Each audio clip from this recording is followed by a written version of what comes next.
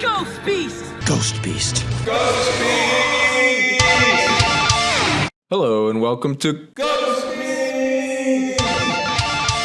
a horror podcast. I'm Todd, joined by my wife Becca. Hi, Becca. Hi. Hello. So, I wanted to start today because before we get in the episode, something I've noticed from editing some of these episodes, because some of them I'm editing episodes that are from like the beginning of the year, and it's been interesting to me hearing like the mindset that I was in and stuff we were going through. And I've kind of thought of this podcast almost as like a kind of journal of us and our love of horror and everything. So I like having little check-ins like that. And honestly, like I need to mention that I've been in kind of a funk lately. I've definitely been dealing with some depression, and I just feel like saying that out loud might help get me in the right headspace, because we tried to record this the other day and I wound up just deleting it because I was not happy about it. And I think this is part of the challenge of us doing this, is like, as much as I love making something with you and sitting down with you like this, it can be tough as someone who's like super introverted and antisocial. Like, I think we're both like that. Yeah. We can't just like turn it on the way some people can, you know? And that's been like super challenging. And it means that I can wind up beating myself up and putting a lot of pressure on myself if I feel like I'm not, you know, bringing it or whatever. It's hard. But I really, it's funny I'm talking about this now because this movie is so fucking ridiculous. But I just wanted to say that out loud. And it does seem appropriate we're covering this movie this week because this was Labor Day week. We were originally going to record it on Labor Day. You know, the day when all my supervisors were off and I had to go to work because that's how it works in America. Yeah. I guess that's the day all the supervisors get together and feast on the poor. Yeah. So we watched Society. Okay. Yeah. Yeah.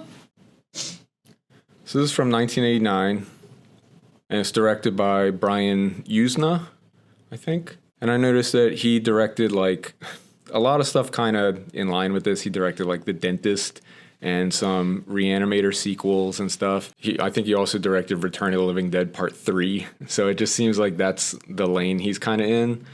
And this movie is just, I love this movie. I think we both really love this, but it is so fucking strange. It is a movie that feels like it was written by aliens, because none of the humans behave in any way that makes any kind of sense at all. We first watched this a little while ago. I think it was after we saw Sleepaway Camp, and we were kind of addicted to this type of like older movie that's just really weird but has something like really stand out about it. And this movie, like the VFX is like iconic, you know, without spoiling anything here. Although I think a lot of people, when they think Society, they already know about where it goes at the ending. But if you haven't seen it, I think it's worth pointing out that, yeah, there is this like big, crazy climax with really insane practical effects.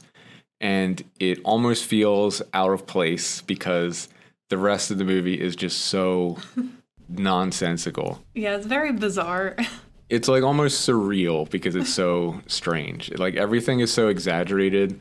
The actors, I think, aren't they in high school in this movie? I'm almost certain. Yeah, and they're all like in their 30s. Yeah. They're old as shit. But that's like an 80s movie thing, Yeah. I think. But everything feels like it was written by aliens. Because this is pre-AI, so we can't say that. But it is like, yeah, the characters, the way they behave and the scenes, like we were constantly just kind of looking at each other like, what? I don't know what's happening. Like, what is going on right now?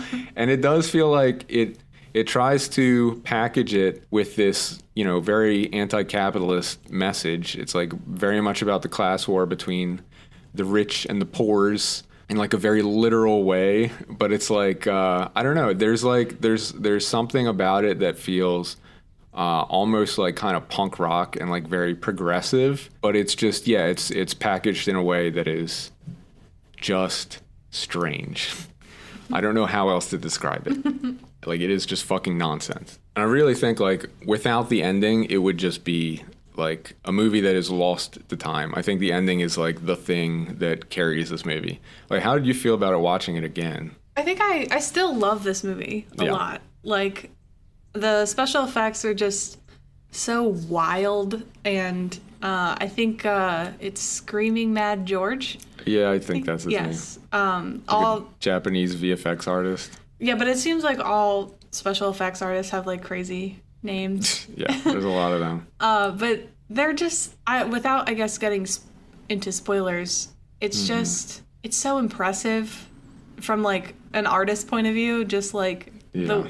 it's crazy and impressive, and I'm glad this movie exists. I think it has really disconnected, weird things happening to tell the story, but in the end, like, you can forgive all of that. Yeah. I mean, and a lot of it, like, just feels like, I don't know, is this rich people shit? Like, there's so much weird stuff that happens. It's like, I don't know, maybe that's normal for rich people to sit around their living room in giant thrones reading books together. Like, I don't know. I don't know. Like, I don't know what that's like. But it is like, yeah, the like upper class rich people are basically like caricatures in this movie. Like, there is even like weird racism. Like, there's that part where he calls the kid bagel breath, and it took us a second to be like, what? Like, is that like a deep cut racism? Like, I don't understand. Yeah, that caught me off guard. Yeah, like, could you imagine if somebody called me like pasta breath? Be like, check out cannoli breath over here. I'd accept that. That would be okay. Cannolis are pretty good, though. I don't think I'd be mad if somebody called me cannoli breath. But I don't know. It is like, yeah, it's just way, way over the top. And yeah, it was like, because we saw Sleepaway Camp, and that movie definitely like drilled into our brains, because it was like, it's strange, but it has like effects that are way better than you'd expect. And it's strange in a way that's like almost addicting, because it's it's like riding that line where it's like, I hate the term so bad it's good. I don't think it's so bad it's good. I think it's literally just on this line where it's not super self-aware, but it's not like, I don't know. It just made us start looking at movies like Slumber Party Massacre and Society and stuff, like just chasing that high. Yeah. And yeah, this, it fits in that kind of category. Yeah, it's super fun. I don't know. I still think it holds up, and it's like, it's a ridiculous fucking movie. But do you want to just get into spoilers? Yes. Okay.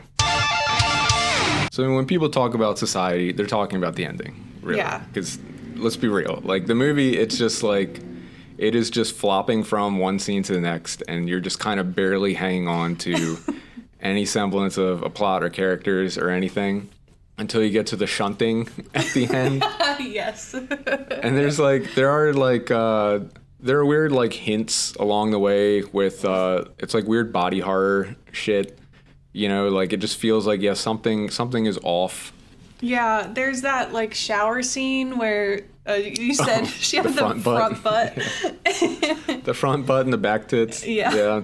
Yeah, just weird shit like that. I still don't, I think it's supposed to be that, are they supposed to be aliens or something? Like, I don't understand. At the end, they say that I think they specifically say they're not aliens. Oh, right. Yeah, but that they had been there longer than, I guess, regular humans before. Dude, I don't know. I don't really care about the lore here. Like, it doesn't really matter that much to me. Yeah. Oh, yes. Join me. Look, Fuck no, yes. just this movie. Okay. Yeah, it is like I remember reading, so the ending, by the way, the ending, I can just imagine. He's so talkative today. I can so easily picture, like, how fucking awful would it be to see, like, Elon Musk chomping on a cigar while he's sticking his fingers in your face, and Jeff Bezos is just, like, sucking your fluids out? Like, yeah, I completely believe that. Yeah, I can totally picture it. What an awful fucking way to go. That is a nightmare. Yeah, just popping your eyeballs out of your skull through your mouth. But the thing that's so interesting, I did read that they deliberately didn't use any blood during that end part because Yeah. they were afraid of like the MPAA Right. and the ratings. And I kind of wish that they had just like cut the brakes on this movie and just delivered like Oh, yeah. the most fucked up version possible. Because I think there is a reality where that ending is like the most terrifying thing ever put in film. You know, like the version we get is almost like cartoonish. Yeah. But like, yeah, could you imagine if they just went all out with like the gore during that scene? It was fucking nuts. Yeah, that would be, they would definitely have to do 2 takes of that, and I can't even imagine the setup and reset that would even go through all It of would be that. disgusting. Yeah. Yeah, and there are a lot of weird half-baked concepts and stuff that just doesn't make sense. Like the girl who kind of falls for the main guy and just all of a sudden is like one with their whole team, even though she is definitely one of them, you know, like one of Yeah. those weird, I don't know what they even call them. It's just rich people. She's a part of the society. Maybe rich people really are just like this. I wouldn't fucking know. I don't know either, you know? I would have no idea. They specifically said it's something you're born into, which is true. Talk about generational wealth. So, yeah, I don't know what that would be like. And that's the other thing is like her mom, the way that she's like just this nonsense character who's trying to eat people's hair and stuff. I guess the idea is that she's the product of like being inbred, because I think they mention stuff like there's things like that feel like they're the like sprouts of these little ideas that they don't really explore. And that's where I kind of feel like I want to see the Society remake. Could you imagine if they remade this movie I would nowadays? Honestly, I would love it. I would love to Yes. see a modern adaptation of this film. I think it'd be hilarious, and I think you'd have that. If you could have like a Terrifier adaptation hooked onto it, where it gets super fucking gross. That's what I'm saying. I'd only like I know people are very anti-remake and everything. I would want to see a version of this where they just say fuck it and just make it like completely over the top with the gore and you know, really drive home all the insane messaging and everything, because this really is like the cartoon, like the Saturday morning cartoon version of this story, and it's still great. It's still super fun, but it does feel like they were definitely holding back. Oh yeah. You know. I honestly almost wish, because it does seem that this film is like 80 to 90% story, and then the rest is special effects. I want to flip that. I want more special effects and a little less story.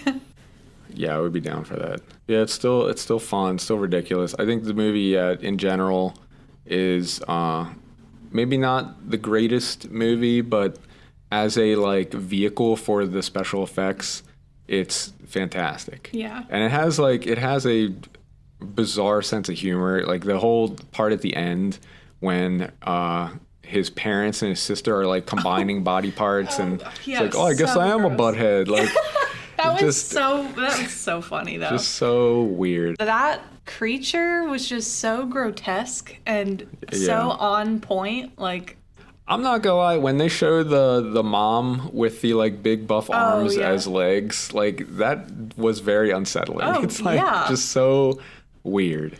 yeah, I don't know why I haven't, but I really want to see BTS and like concept sketches and stuff of this, because I'm just so curious. And it does feel very on point that like the cop is completely like on their side, even though I don't think he's like one of them. It's like, that checks out. Yeah, it seems like the cops are there as like a security almost. Yeah. Yeah, it holds up. It's still really fun. Please make a new version of this. I will accept the remake of this for sure. We can go to ghostbeast.com for all our links. You can also search for Ghost Beast Pod, and you can follow us on Letterboxd at Ghost Beast, where we rank all the movies we cover. I don't have mine. Do you not want to record more after this? Oh, okay. What's wrong? I feel off. But I'm glad that I got this out. Yeah. It's really disappointing I couldn't get through it. It's okay. I think I have a spot. I love that Sleepaway Camp is like super high on our list. Kind of really expresses what I'm saying. I want to put it below Psycho and above The People Under the Stairs.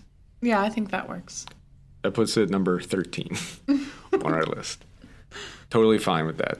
And you can contact us at podcast@ghostbeast.com if you have recommendations, especially I feel like 80s and 90s era movies like this. I don't think they make movies like this anymore. Like, let's be real. I don't think so either, no. But movies that are in that vein of just being fucking strange but having something like stand out about them, I want to watch them all. I want to gobble them up.